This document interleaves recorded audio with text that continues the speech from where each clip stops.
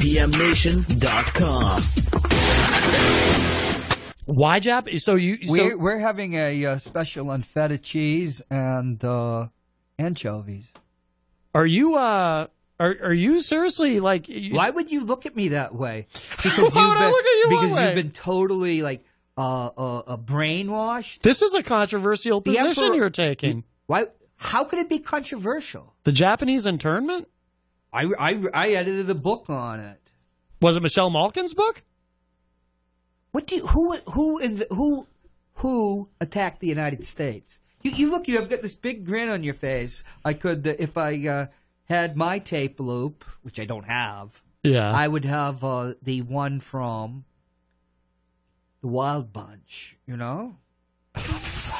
No, I don't know. That's too obscene to do. Hang on. Hi, welcome to Matt Connarton Unleashed. Who's this? Pizza. Hello? Pizza. Hey, it's Will. All right. I think we're done with calls for now. No, I want to hear. I guess we're losing our Russian correspondent. Oh, really? Why? She hasn't? She was going to call in at a specific time. What time? It's already gone. Oh, okay. So you're arguing in favor of the Japanese internment? What do you mean arguing in favor? They interned the Japanese for a simple reason. Do you know what it was? You can't be that naive. What was it? Do you know anything about Shinto, the religion of the Japanese? No. The emperor is God. Okay. Do you realize as part of the capitulation, Hirohito had the sign that he was no longer God, and there's still arguments about whether he actually did that because of the subtleties of language and the diplomatic language used in that instrument? Okay. He was God. What does that mean to you? That the emperor of Japan is God. What does that mean to you? That the word of the emperor is the word of God, right? Okay, right. Do you know anything about the Pacific? Because we have that imbecile in the White House who said, "Oh, it's the 50th anniversary or whatever anniversary of some, of D-Day." He mentioned something during his speech about the war. Yeah. Oh, are you going for help there on the? Let's put your devices down. Let's talk. I'm in the middle of doing a radio show, and I got a few different things. We'll go from the head. No, because somebody's going to be sending you a tip. No, I am getting a text message that has something to do with the show, but it's not about that. Because I'll argue with you from that without Fred Boenig sending all this stuff in that came He's out not sending me later anything, but I got a text message from Peter White, and he works here, so I wanted to see what it was. Peter, so we got the word of God. Isn't that ironic? No, but dude, I'm in the middle of doing a radio show, so I got to look at other things. I can't just sit here and look at you. I got screens, and I got to pay attention to what's going on. So chill. No, it's God's way. And I got a chat room here, and I'm going to continue to look at the chat room when things pop up in it because I'm in the middle of doing a radio show. We're going to pull all this stuff out where somebody gets some idiotic thing off of Wikipedia rather than argue with just using what's inside our heads. No, you're being a condescending ass right now. God called. You have stated a very controversial position. I'm just asking you to explain it. How is it controversial? I'm not even arguing with you. I'm just asking you to explain it. How is it controversial? How is it controversial? I lived through it. I'm 60 years old. I remember when all this stuff was being argued in the late 70s and early 80s. Yeah. Yeah. How is it controversial? Do you know that Canada interned the Japanese too? No, I didn't know that. Did you know that Canada interned the Ukrainians in 1917? I didn't know that. No, I didn't know that. During the Great War. Did you know that Italians and Germans were interned? But don't most people look back at this as kind of a stain on American history? I mean, that's what I was taught growing up. Maybe I was indoctrinated in a public school. You mean the media? Everybody. I don't know. I literally. How everybody? I literally have never heard, except for far-right conservatives. You never literally heard. Because have you ever read? So you've never read any histories or contemporary histories of that time? Not recently. And you never read anything when it actually was going on. You know, they interned the Ukrainians, and the Canadians made them build a railroad. So, I never quite figured out why Ukrainians were interned. Should we have interned Muslims after 9/11? Just different situation. Why? What are you talking about? It's a different situation. Why is it different? Did you have Is it 1940? That's what you call the historicist fallacy, by pretending that you can't equate the situation in 2001 with what happened in 1941. I'm just asking a question. No. No, we should not have interned Muslims after 9/11. But why is it different? It's different because there's two different situations. The United States in 2001 was an entirely different country than the one in 1941. The country in 2001 was what my grandfather would have called a police state. He was a Republican, but an Eisenhower type, actually a Hoover type. What has gone on in the United States from 1941 to 2001? Think of the difference between 2001 and the difference between 2019. We had, for the first time, a president put journalists in jail since 1917. We had a president evoke the Espionage Act of 1917, which was used to crack down on socialists. Debs was put in jail under the Espionage Act of 1917 for stating the opinion that the draft should be resisted. And he was put in jail, and he was released by Warren G. Harding. The fact is, that president was Obama. Obama was one of the most illiberal presidents we've ever had. That's ignored, isn't it? Obama's the first president in history that maybe you could argue that Abraham Lincoln, but that was the War of the Rebellion, to have a United States citizen murdered extra legally. And right. That's true. Well, we've talked about that on the show. Talking about America in 2001, talk about it 2019. It's different things. To talk about what the United States was, what was it, the 19th largest army or something? But when you talk about small cadre. So when you talk about it not being the same country as it was in 1941, what do you mean in terms of? There was, because history is rewritten at the time. If you have contemporary accounts, which I do, because I have an extensive library. There was the threat of espionage, Japanese espionage. There was Italian espionage in the country. There was German espionage. Are you going to deny that? There was Soviet espionage. Do you deny those things? So why didn't we round up all these people? What did I just tell you? Italians. The difference with the Japanese internment was with the Eisai. Nisai, Eisai. One is foreign-born, and then the Eisai, I believe, were the second generation. They were American citizens. There's where you get a certain technicality over it. The people that were interned, Germans and Italians, were considered foreign aliens. When I was a boy, on TV, you used to have the things about some type of emergency network in case they dropped a bomb or something, and you'd hear.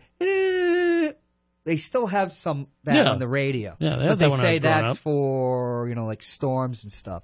But they used to always have, and it was always on Sunday for some reason, where there was no good cartoons or anything, where they'd have, if you are an alien, you have to register. Uh-huh. Now, there's the Supreme Court decisions that evolve during the period of 1942 to 1944. The way that the law that was enforced was egregious. In fact, Earl Warren, one of the great liberals, always felt a tremendous amount of guilt about what happened. He was the governor of California at the time, Republican, but a California Republican of his time. Warren, you have the Warren Court. Yeah. What happened to the Japanese was terrible. They stole their property. Right. There are things that shameful. But you're talking about the commander-in-chief during you just got hit at Pearl Harbor, and you've just lost the Pacific Fleet. Mm-hmm. That's the only hard. Do you understand? At the same time, Singapore is being lost. The Philippines are being lost. But you just said what happened to them was shameful. Submarines. What happened to the Japanese was how the law was enforced was shameful. The things they did to the people, giving them so little time, and this is an important. Well, hang on, this is an important detail. So so you agree with the internment, but not how it was done. It was worked. I don't agree. You're asking me to pass judgment on something that happened before I was born, and you're asking me about something. Yeah, I'm asking your opinion. You expressed a controversial, by most people. How is it controversial? Because very few people would say that in 2019 on a radio show. Nobody would what say you just said. At least not this kind of radio show. People would say it if they weren't going to be. Am I going to be shamed and run off the radio station? I've got the entire library. No, of course not. I'm trying to have a conversation with you about it because I'm interested in. Well, it's something because why do you get so defensive? Because when I was at Oxford University Press, one of my authors wrote stupid stuff about this. You know, the type of crap they put out now about knowing nothing. And I argued with the person. Yeah. Because that's absolutely false what you're saying, which it was. You know, equated it with camps in Germany, which is outrageous. Okay. I know about what camps because I've read extensively because Canada went through the similar thing too. Yeah. And if you read about the Supreme Court decisions, you'll see how it changes. When the threat from Japan recedes, then the court becomes much more elastic. Remember, they executed 6 German saboteurs on the electric chair. And in those days, you got your trial, and that was even in civilian life. So you're not talking. You want to take this one situation and you divorce it was going on. No, I actually just wanted to have a conversation about it because I was curious why you took the position that you did. Because FDR was justified in that.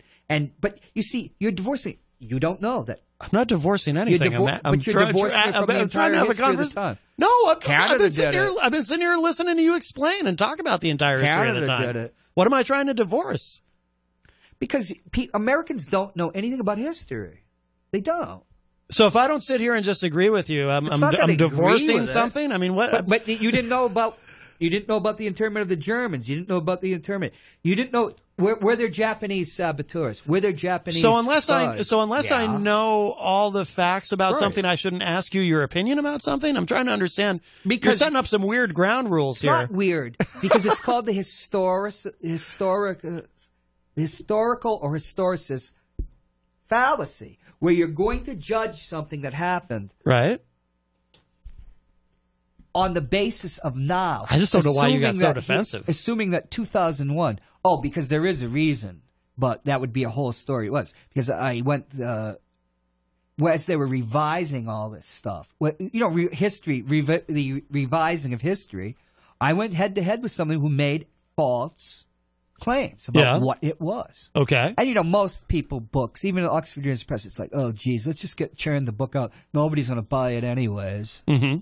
Because I'll tell you, most authors, that's a whole other technical thing. Most writers get sloppy after the first few chapters. Yeah. You must have seen that reading books. Mm-hmm. People that write histories are no different. And particularly novelists. They throw everything in the beginning. And as you get out into it, it's like, I've decided I'm going to take a vacation on here and just write some crap. Do you feel that I was somehow unfair to you by asking you to clarify your position because I was genuinely curious? No, I was remembering what happened back in 2006. And you were projecting it onto this. Right, yeah. Because it was the guy was saying all this crap, which I understand. But I've seen in my lifetime the revision of history. I'm surprised that Fred Boenig doesn't call in and support the Japanese killing all those Americans because they were white guys. I don't think he would support that. Why wouldn't he? The Japanese went to war on the basis against the white man, and that's true. They were going to create the co-prosperity sphere with their fellow people of color, and they actually used that rhetoric and that rhetorical strategy. Do you understand about what was going on in India with Bose's army? How close Britain could have lost India? The reason India was partitioned wasn't because of Gandhi. It's because of Bose's army and because of Nehru.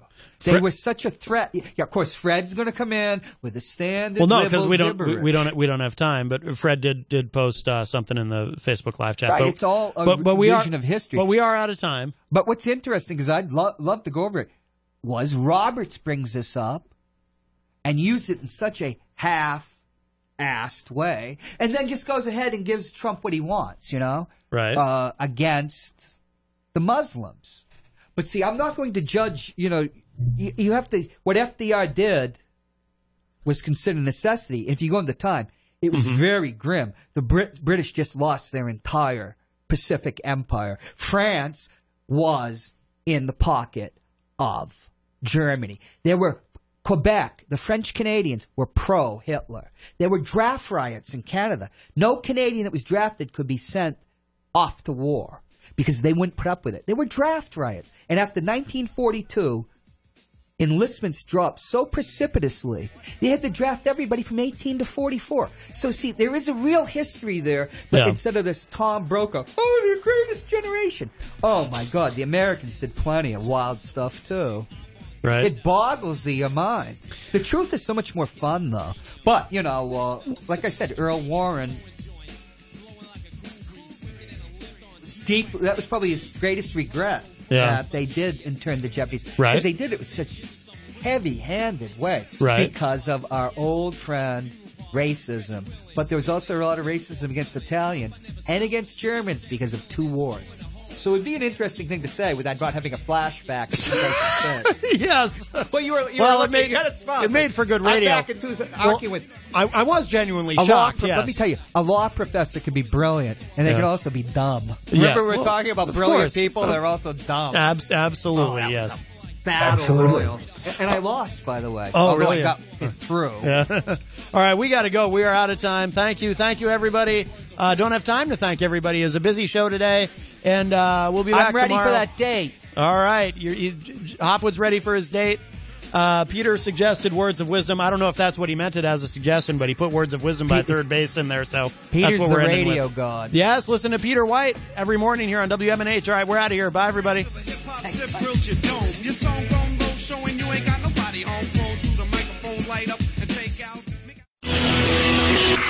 IPMNation.com